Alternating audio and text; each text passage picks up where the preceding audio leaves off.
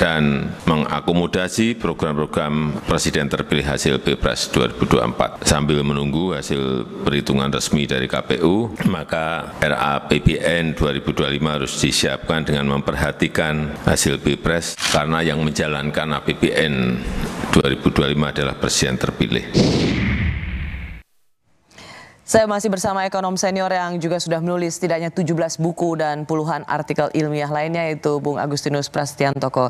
Bung Pras, kita katakan dari presiden yang berhasil 2 periode, Pak SBY dan Pak Jokowi, itu selalu punya dinamikanya dalam masa transisi. Saya juga mengutarakan hal ini pada waktu saya mewawancarai Pak Yusuf Kalla, karena waktu 2014 misalnya itu harus ada kenaikan harga BBM.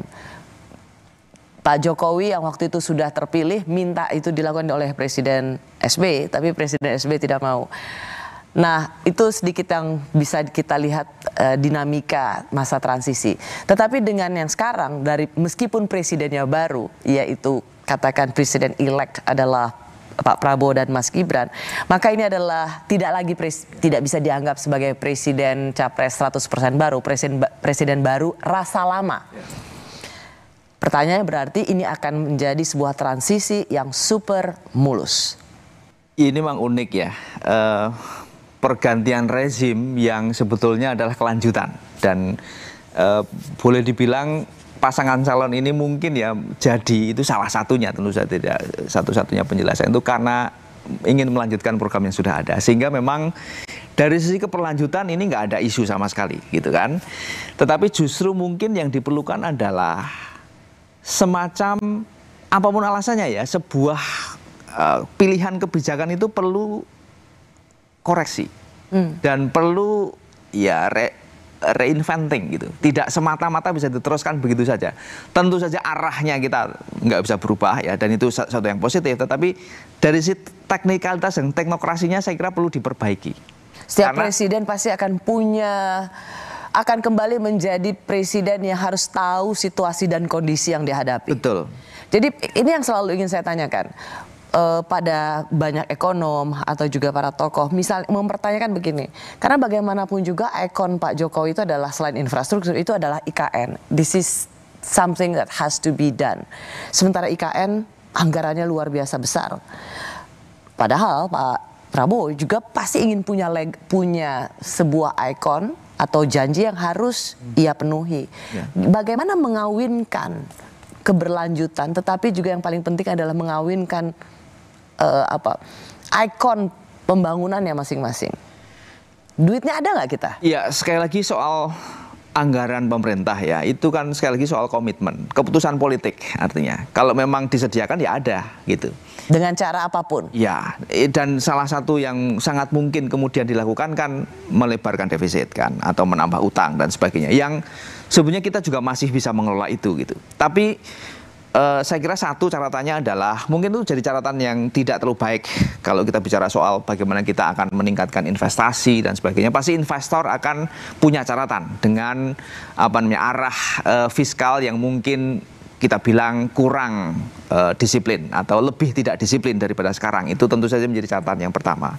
Yang kedua, bahwa program-program ikonik seperti itu membutuhkan sekali lagi itu yang namanya regulasi dan institusi, terjemahannya adalah aspek teknokrasi yang tinggi gitu. Karena kalau tidak itu bisa membawa kita kepada situasi yang yaitu pengelolaannya tidak terlalu baik dan sebagainya, sehingga ya udah utang gitu ya, tidak efektif penggunaannya dan jadi liability. Itu kan yang paling resiko yang paling besar itu di situ. Ya. Nah, kalau begitu Sri Mulyani sendiri ada mengatakan bahwa dengan situasi geopolitik, geoekonomi saat ini, ia melihat bahwa investor itu ketika ingin menanamkan duitnya ke satu negara, itu tidak melulu tentang mencari profit, tetapi apakah kita berteman, apakah kita memang selama ini punya relasi yang baik. Nah, artinya Kalau misalnya investasi ini menjadi pertaruhan Indonesia, apakah kita dianggap sebagai teman yang baik bagi para investor? Iya, sebenarnya penjelasan itu merujuk pada situasi di mana yang namanya ekonomi global atau globalisasi selama ini itu kan selalu mencari tempat yang paling menguntungkan. Sekarang ini tidak. Jadi sekarang ini kalau dulu kan yang paling profitable gitu. Kalau sekarang itu yang paling resilient, dalam arti kalau kita invest di situ, di suatu tempat, di suatu negara partner gitu, kita tidak punya problem dengan kemudian ada urusan politik dan sebagainya karena isu geopolitik yang terfragmentasi ini gitu. Jadi memang kalau kita bicara soal bagaimana kita menarik investor, tentu persoalannya adalah bagaimana kita meyakinkan pihak-pihak yang kemudian punya preferensi terhadap kita. Dan itu saya kira yang terjadi sekarang kan. Jadi kita memang akhirnya punya kedekatan dengan pihak-pihak tertentu ya. Misalnya katakan saja investasi sekarang dari China. Itu saya kira bagian dari yang disebut sebagai friendshoring ini. Jadi artinya... Tapi kalau kita bicara China, di mana China nggak invest? Di hampir seluruh dunia dia invest. Betul. Jadi kalau sampai dia nggak... ini tentang kalau melihat investasi dari Cina itu tidak melulu tentang di mana dia merasa nyaman, karena memang Cina ingin melakukan investasi di mana-mana. Presiden Jokowi sendiri melakukan banyak perjalanan ke luar negeri dan menawarkan IKN. Anda merasa yakin nggak IKN ini bisa diselesaikan dengan investasi yang memang seperti yang diharapkan, atau Anda melihat IKN ini bisa menjadi sebuah ikon yang saya tidak bilang mangkrak, tetapi memang tidak secepat yang diharapkan? Jadi saya kembali lagi soal China ya. Jadi justru persoalannya di situ. Kalau kita tergantung kepada 1-2 saja investor luar negeri yang mendanai sebagian besar aktivitas ekonomi kita, itu kita akan terjebak. Justru yang kita perlukan adalah memastikan bahwa investasi itu sebanyak mungkin terdiversifikasi sehingga dari berbagai negara. Dari berbagai negara. Dan itu tentu sekali lagi membutuhkan teknokrasi. Jadi ya konkretnya ya. Investasi secara umum, tidak 1-2 friend gitu, 1-2 teman kita itu pasti memperhatikan soal rating. Ya, lembaga rating yang memberikan rating kepada negara kita ini gitu. Dan kalau kita tidak hati-hati, kan rating Indonesia bagus. Ya, tapi sekali lagi kalau tidak hati-hati gitu soal bagaimana mengelola utang kita, bagaimana mengelola proyek-proyek besar kita, itu punya resiko untuk turun. Dan itu sudah disampaikan dalam satu tulisan di laman internasional bahwa sebuah lembaga rating sangat mungkin menurunkan rating Indonesia kalau dilihat bahwa program-program yang mereka sebut sebagai populis itu ternyata menambah utang gitu dan tidak memberi nilai tambah bagi ekonomi secara... Ketika melihat kita berutang hanya untuk program populis. Yes. Dan itu akan menurunkan rating kita dan menurunkan kepercayaan investor berinvestasi di Indonesia.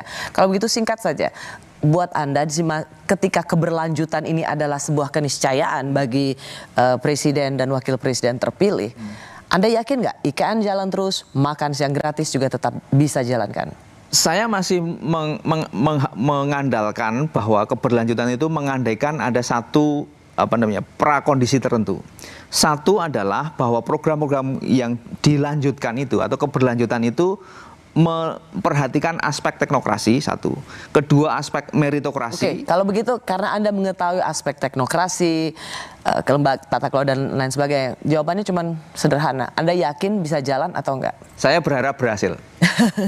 Terima kasih Bung Prasetantoko untuk analisisnya. Yang paling penting adalah sebenarnya pada saat kita berbicara 14 Maret 2024 ini, Anda ingin mengatakan bahwa fondasi ekonomi kita baik dan ini perlu diteruskan oleh Menteri Keuangan siapapun nanti di era berikutnya untuk menjaga APBN kita supaya meskipun ada persoalan politik tetapi itu tidak pernah berbarengan dengan fondasi ekonomi yang solid. Terima kasih Bung Pras. Terima kasih. Terima kasih juga bagi Anda yang sudah menyaksikan Rosi. Kita jumpa lagi Kamis depan. Tetaplah di Kompas TV, independen terpercaya.